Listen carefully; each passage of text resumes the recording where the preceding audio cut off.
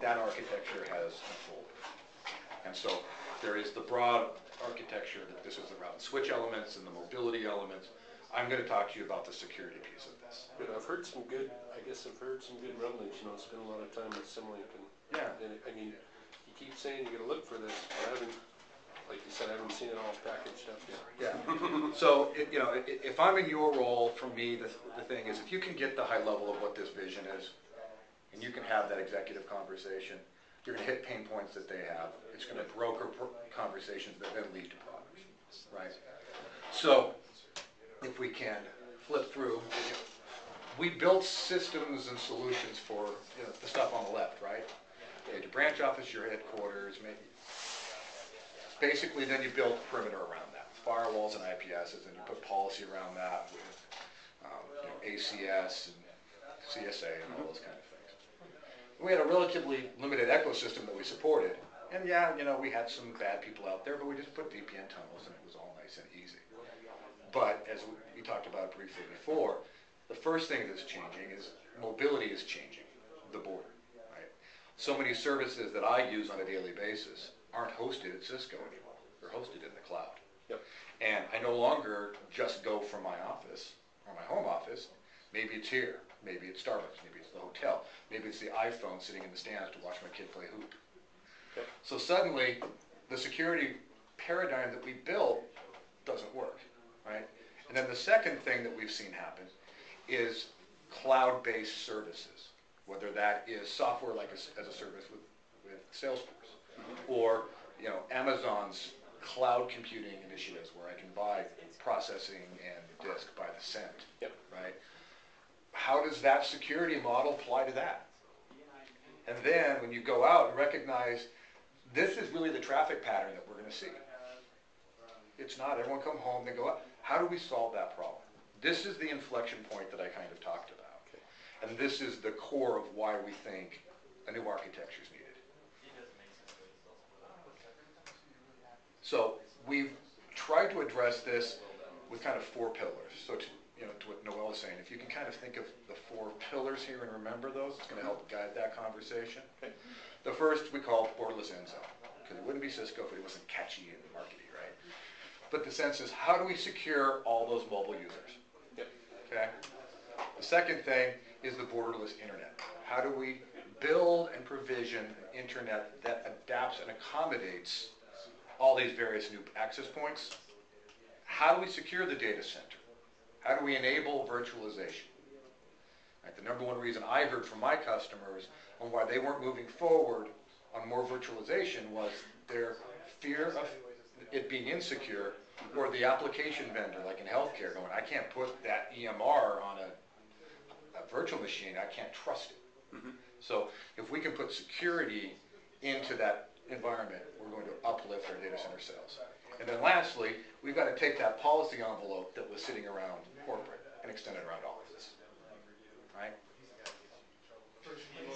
And then what comes together is this Cisco Security Enforcement Array, which is ultimately the boxes, for the most part, that we're accustomed to selling, the firewalls and the IPSs, that enable everyone to communicate here. Okay.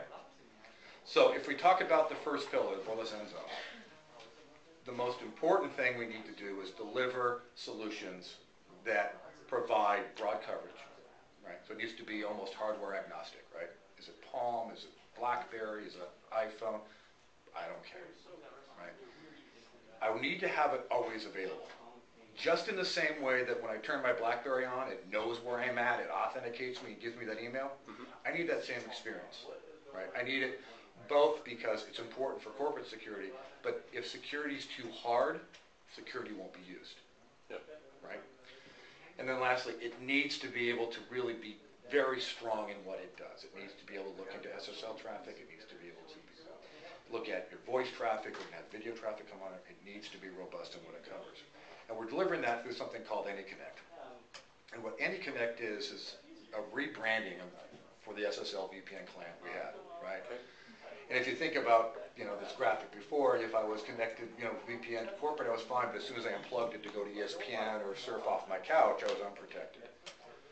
What AnyConnect will do is will reside on all of those devices and provide that utopic coverage around all of them. Okay. Right? So it is a client that will sit on here in a very light format. It will sit on this in a very light format. If I'm a corporate and decouple from the network and then go home and flip it open, it's going to sit there and go, wait, where's corporate?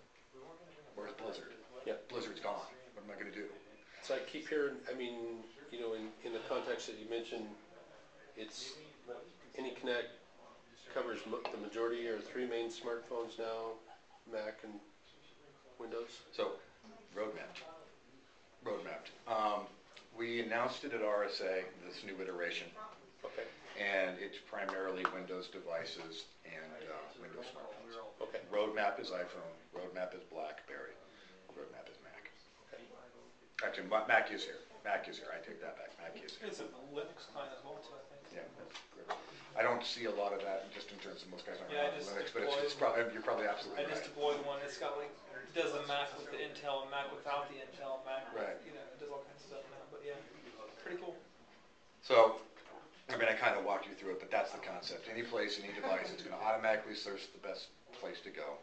It's going to make the appropriate connection. So, it's also going to long-term marry web security and VPN connectivity. Okay. So, if I open up email and I'm going to try to collect it, it's going to go, I need to have VPN. I got to go back to corporate because I had to connect to the Exchange server so I can get that email. But then if I'm going to flip open ESPN, it's going to go, well, you don't have to go back to corporate, but I need to go to the web, so I'm going to go up to the ScanSafe hosted service that Cisco offers. Okay. And it's going to, I'm going to validate that that's a good site and that it's malware free, and I'm going to protect myself from that. So, any questions on AnyConnect? I mean, it's a very high level, but again, I don't want to get into the weeds too much because each of them.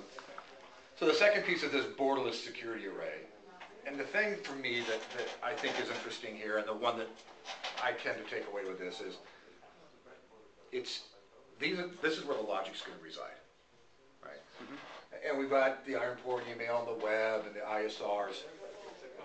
It's going to provide everything from acceptable use, data security, all the features we want, right? The other thing that I think is very nice, and the one that I think is a differentiator, is that we'll provide it in a variety of different flavors. So, like with email, I can have premise-based, or I can have hosted. Or Web, premise, or hosted, right? You're going to see, with the new ISRG2, some relatively smart, high-powered modules that allow that to put it in the branch and at the edge. So, the array truly can become not just headquarters. That's not rebranding what's there. If I'm sitting in Raleigh, North Carolina, we got a branch in Charlotte. Mm-hmm. The AnyConnect client may decide that the fastest, best path to get to corporate is actually to reroute to Charlotte. Okay. Right. So we're going to put that through all of the products in the network as well as to the cloud. That make sense? Mm-hmm. And it's kind of an odd transition, but the one thing I think it's worth thinking about is that think of HTTP as the new TCP, right? Okay. 300 applications I think now at Cisco we use are outsourced SaaS-like applications, webified applications. Maybe they're inside the firewall, maybe they're outside the firewall, but the way I'm communicating to them is HTTP, right? And to this point, we really haven't built security architectures with that as a premise. Yeah, we've got a web security product because you do that, but now you're seeing everything we have has to be aware of HTTP as the major protocol. Okay. Layer 4 traffic monitoring being an example There you of go. that, right? Okay. Can I connect a little bit? Okay. We'd already talked about DLP here, but this would be an example of DLP as well. Another example of looking deeper into the payload, recognizing it's not just a single place in the network anymore. Yep. Right? Okay.